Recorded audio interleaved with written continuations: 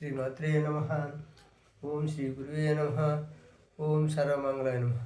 ఈరోజు గతంలో ఆయుష్ రేఖ గురించి అనేక వీడియోలు ముందుకు తెచ్చు. ఈరోజు బుద్ధి రేఖ లేక శిరోరేఖ. బుద్ధి రేఖ శిరోరేఖ అనేటువంటిది మనకి అనేక కీర్తి ప్రతిష్టలు, అంటే విద్యలో స్కాలర్షిప్లు రావడానికి కానీ, బుద్ధి బలమును కానీ, లేకపోతే మన మందబుద్ధ మంచి బుద్ధ లేకపోతే యాక్టివ్గా ఉన్నాడా లేదా తెలియాలంటే ఈ బుద్ధి రేఖ గురించి కూడా పూర్తిగా తెలుసుకోవాలి. ఈ బుద్ధి రేఖ అనేటువంటిది ఇలా ఆయుష్ రేఖ ఉంటుంది. ఈ బుద్ధి రేఖ అనేటువంటిది ఆయుష్ రేఖతో కలిసి వస్తుందా లేదా అనేది మనం పక్కన పెడితే, ఇది ఈ చంద్రస్థానం ఉంది. ఈ చంద్రస్థానం ఉంది కదా, ఈ బుద్ధి రేఖ ఎలా వస్తుంది? ఈ బుద్ధి రేఖ అనేటువంటిది ఎవరికైనా చంద్రస్థానంలో వాళ్తుంది. చంద్రస్థానం వచ్చి వాలిపోతుంది. బుద్ధి రేఖ ఎవరికైతే చంద్రస్థానం వచ్చి వాలిపోతుందో అలాంటి వాళ్ళు కవి అగును. అదేవిధంగా ఏదో ఒక శాస్త్రంలో విశేష పాండిత్యం కలవాలగును. విశేష పాండిత్యం ఉండే వాళ్ళకి శిరోరేఖ చంద్రస్థానానికి వస్తుంది. ఈ చంద్రస్థానానికి వచ్చిన శిరోరేఖ వల్ల పాండిత్యం ఎంత ఉంది కవి అనేది తెలియజేస్తుంది. కవి అయ్యే అవకాశం ఉంటుంది, అవకాశం మెండు. అదేవిధంగా అడ్డు రేఖలు ఉండకుండా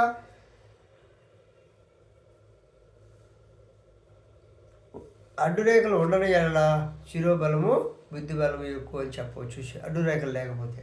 అదేవిధంగా శిరోరేఖ ఎవరికైతే మధ్యలో తెగిపోతుందో చూడండి, ఈ శిరోరేఖ మధ్యలో ఈ విధంగా తెగిపోయినా, లేకపోతే ఈ విధంగా ఖండన రేఖలు ఏర్పడినా, లేదు శిరోరేఖ మధ్య వరకే ఉండి ఈ విధంగా కత్తులు అడ్డంకులు వచ్చినా, మళ్ళీ అడ్డంకు తర్వాత మళ్ళీ ప్రారంభమైన శిరోరేఖ ఖండన అనేటువంటిది విద్యాభంగమును కలిగించును, లేకుంటే విద్యలో ఆసక్తి తగ్గిపోను. అదేవిధంగా ఈ రేఖ మధ్యలో కానీ ఎక్కడైనా కానీ ఈ విధంగా తెగిన ఎడల, మధ్యలో కానీ ఈ విధంగా ఈ మధ్యలో కానీ లేకపోతే మరి ఎక్కడైనా తెగిపోయిన ఎడల బుద్ధి రేఖలు వచ్చింది. చూడండి గ్యాప్ వచ్చేలా మధ్యలో కానీ ఎక్కడ తెగిపోయి ఉంటే బుద్ధి రేఖ అనేటువంటిది, ఇక్కడ ఆయుష్ రేఖ ఉంటుంది దాన్ని పక్కన పెట్టండి. బుద్ధి రేఖ అనేటువంటిది ఎక్కడైతే తెగిపోయి ఉంటుందో ఆ తెగిన కాలంలో శిరస్సుకు సంబంధించి బలమైన గాయం అగును. శిరస్సుకు బలమైన గాయం అగును, అదంటే బలమైన దెబ్బ తగులును. అనారోగ్యం కలిగి రోగపీడితలు కూడా వచ్చును. అదేవిధంగా శిరోరేఖ మధ్య తిరిగి ఉన్న ఎడల చాలా చెడు ఫలితములు వచ్చును. ఈ శిరోరేఖ అనేటువంటిది ఇలా గ్యాప్ వచ్చింది, మధ్యలో ఇట్లా తెగిపోయింది.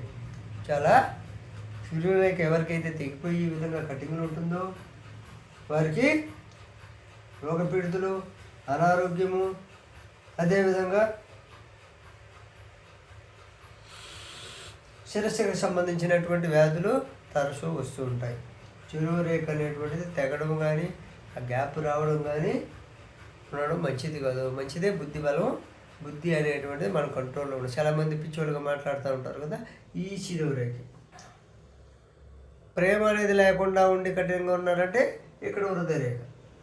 దాని గురించి చెప్పుకున్న తర్వాత ఈ బుద్ధి రేఖ అనేటువంటిది మనిషి ఏదో ఒకటి వగతా ఉంటాడు చూడు, ఏం తెలియకుండా మాట్లాడుతూ ఉంటాడు. కొంతమంది దేవుడు ఇంట్లోకి వచ్చాడు, దేవుడు వచ్చిందని అంటుంటారు కదా. అటువంటి వాళ్ళకి ఈ శిరోరేఖను చూడాలి. ఈ శిరోరేఖ బలం ఉందా లేదా చూడాలి. ఈ శిరోరేఖ ఒక్కొక్కసారి ఒక్కొక్క విధంగా మాట్లాడుతుంటారు. ఈ శిరోరేఖ బాగలేకపోతే ఇలా ఉనింది లేదు ఇలా కట్టించింది. ఈ విధంగా శిరోరేఖ అనేది ఖండనలో ఉండకూడదు, మధ్యలో అడ్డంకులు ఉండకూడదు. ఆ విధంగా ఉంటే జాగ్రత్త పడి, అలా ఉంటే విద్యాభంగం కలుగుతుంది, అనారోగ్య సమస్యలు వస్తాయి. అదేవిధంగా చంద్రస్థానంలో కానీ శిరోరేఖ వంగి అంటే ఈ విధంగా చంద్రస్థానంలో ఇటువంటి ఆటంకాలు వంగి ఉంటే మాత్రం కవి అవుతాడు. అదేవిధంగా విశేష పాండిత్యాన్ని సంపాదిస్తాడు. అదేవిధంగా శిరోరేఖ మందంగా కానీ వెడల్పుగా కానీ ఉండకూడదు. శిరోరేఖ అనేటువంటిది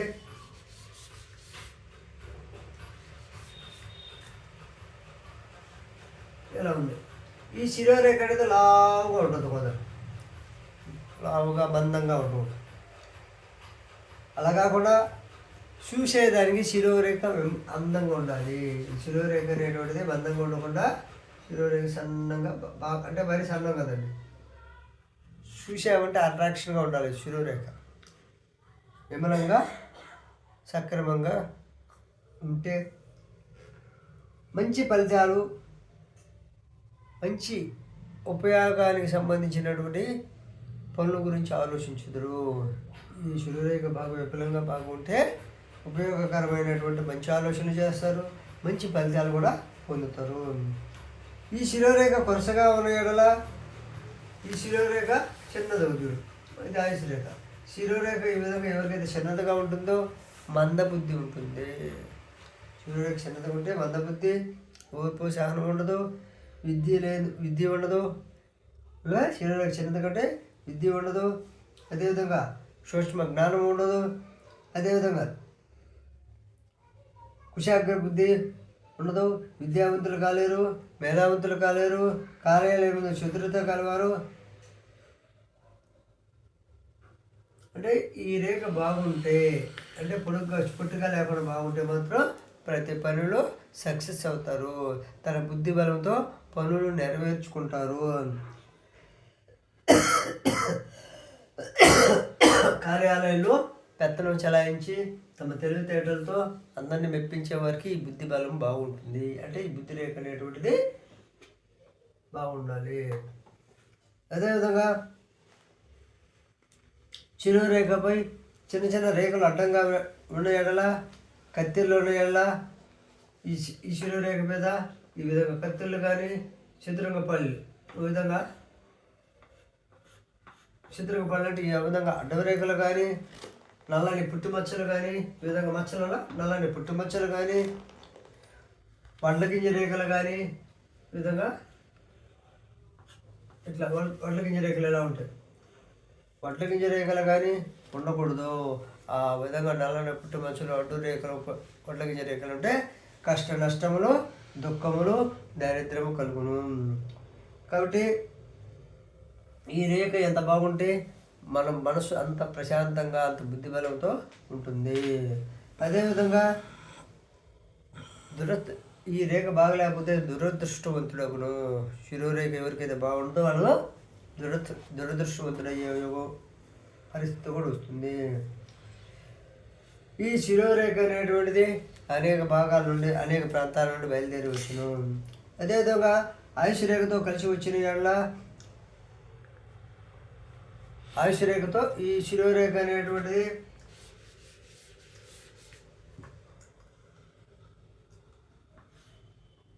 ఆయుష్ రేఖతో కలిసి వస్తుంది. చూడండి, శిరోరేఖ ఈ ఆయుష్ రేఖది, ఆయుష్ రేఖతో కలిసి రావడము, లేకపోతే ఈ కుజి స్థానం నుంచి బయలుదేరడము, లేకపోతే ఈ శుక్ర స్థానం నుంచి బయలుదేరడము, లేకపోతే ఈ గురుస్థానం నుంచి విడిగా ఉండడము, ఈ రెండో కుజి నుంచి బయలుదేరడం. ఈ విధంగా ఒక్కొక్క ప్రాంతం నుండి ఈ బుద్ధిరేఖ అనేటువంటిది ప్రారంభమవుతుంది. ఎక్కడి నుండి ప్రారంభమైతే అక్కడ ఆ యొక్క గ్రహం యొక్క ఫలితాల్లో మనమే బుద్ధిరేఖకి అన్వయించుకోవాలి. అదేవిధంగా ఎలా అంటే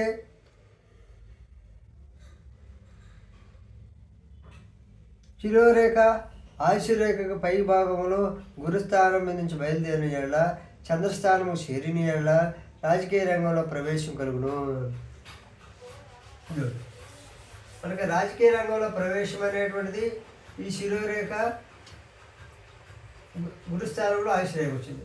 ఈ బుద్ధిరేఖ అనేటువంటిది కూడా గురుస్థానంలో బయలుదేరి చంద్రస్థానం కానీ చేస్తే రాజకీయ రంగ ప్రవేశంలో మంచి బుద్ధిని ఉపయోగించి లాభపడుదురు. అంటే శిరోరేఖ ఆయుష్ రేఖ పైభాగంలో గురుస్థానం మీద, ఇది గురుస్థానం, ఈ గురుస్థానం పైన చూడండి, గురుస్థానం పైన ఆయుష్ రేఖ పైన శిరోరేఖ బయలుదేరితే రాజకీయ ప్రవేశం ఉండును, రాజకీయ రంగంలో అభివృద్ధి ఉండును. అదేవిధంగా రాజకీయవేత్తలై దేశ పరిపాలన విషయంలో కూడా మంచి పాలనావేత్తలుగా, రాజకీయవేత్తలుగా, అనేక సమర్థులుగా అంటే రాజకీయాల్లో మంచి సమర్థులుగా ఉండి ఉన్నత పదవులు పొందుతారు. అంటే బుద్ధిరేఖ అనేటువంటిది ఈ గురుస్థానం నుంచి బయలుదేరాలి. ఆయుష్ రేఖ పైన ఈ గురుస్థానం, ఇది గురుస్థానం, ఇదంతా గురుస్థానం, ఇది కుజిస్థానం, ఇది పటుల స్థానం, శుక్రస్థానం.